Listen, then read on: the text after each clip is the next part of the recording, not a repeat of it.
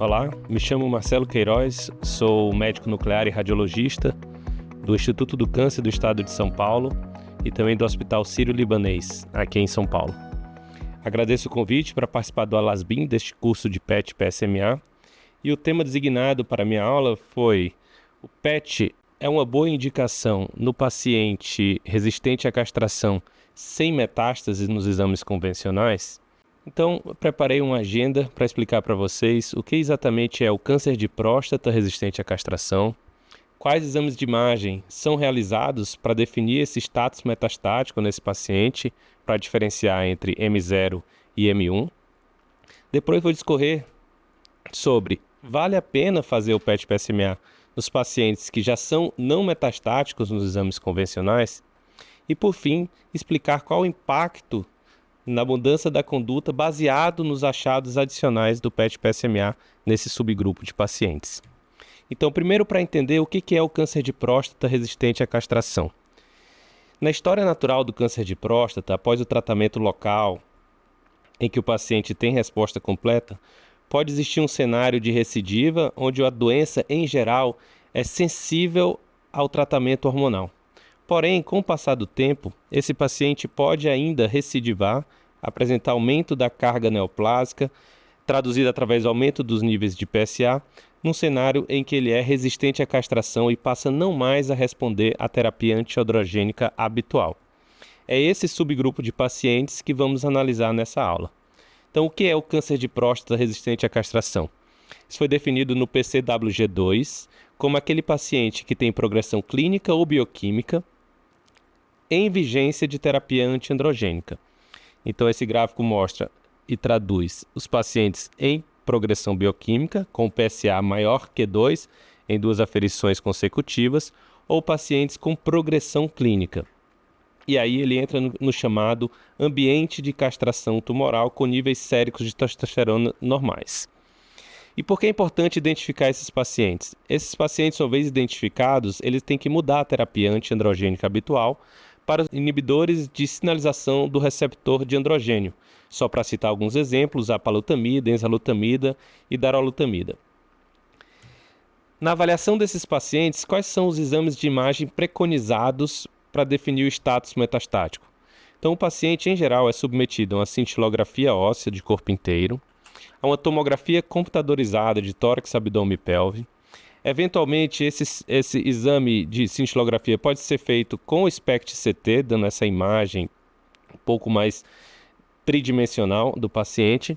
E, em alguns casos, a ressonância de corpo inteiro, com ou sem o uso da difusão, também pode auxiliar nesse diagnóstico. Esse foi o estudo PROSTAGE que comparou o PET-PSMA com todas essas modalidades. Para mostrar um exemplo, um paciente com câncer de próstata e PSA de 18, fez cintilografia óssea e tomografia de tórax, abdômen e pelve e era considerado não metastático.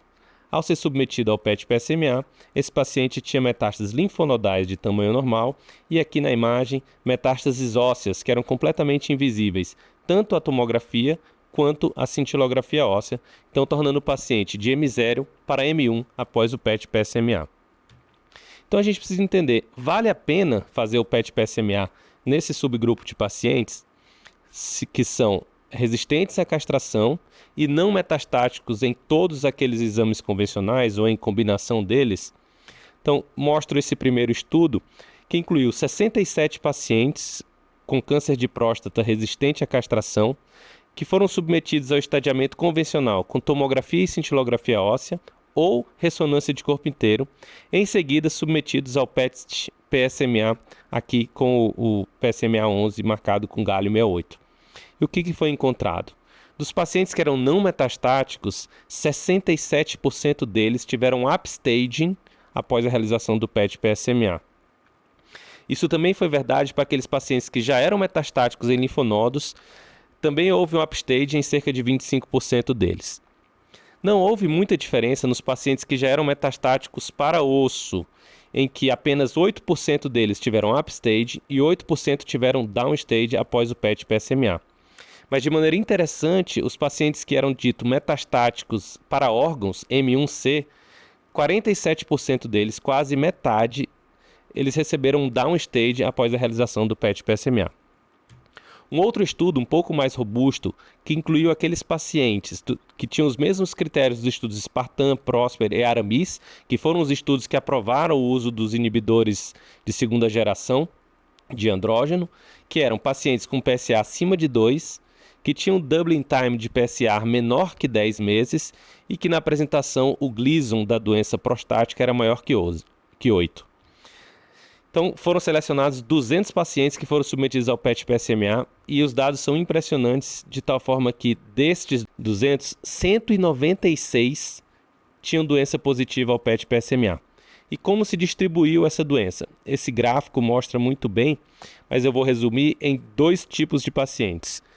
44% deles tinham doença localizada, ou seja, recorrência ou doença local e regional, através de linfonodos, e 55% dos pacientes que anteriormente eram não metastáticos nos exames convencionais, eram na verdade metastáticos após o PET-PSMA, tanto em doença linfonodal, como em doença óssea, como em doença parenquimatosa ou visceral.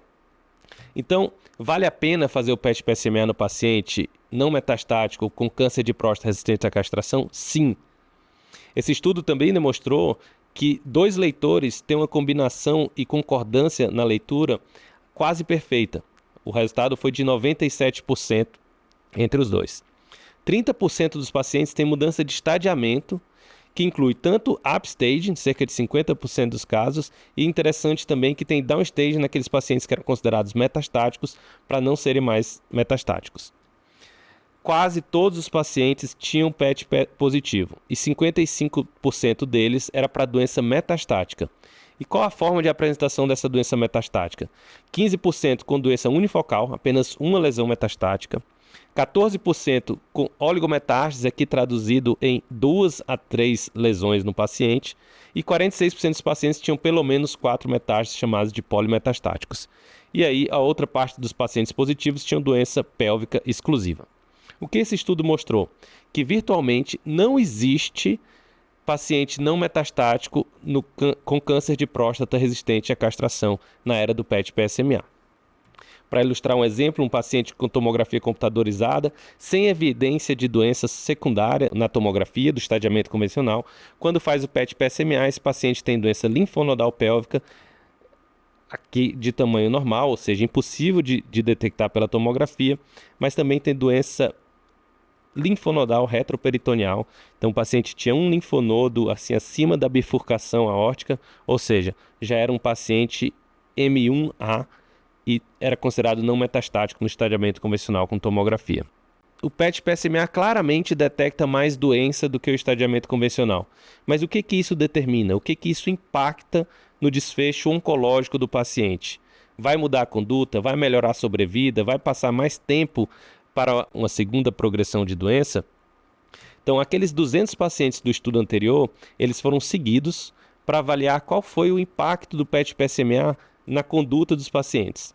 Então, os pacientes foram agrupados naqueles que não tinham doença ou apenas doença local, pacientes que tinham doença loco-regional, pacientes metastáticos e pacientes que tinham todos os sítios de doença, tanto loco-regional como metastáticos. E como a gente interpreta os achados desses estudos?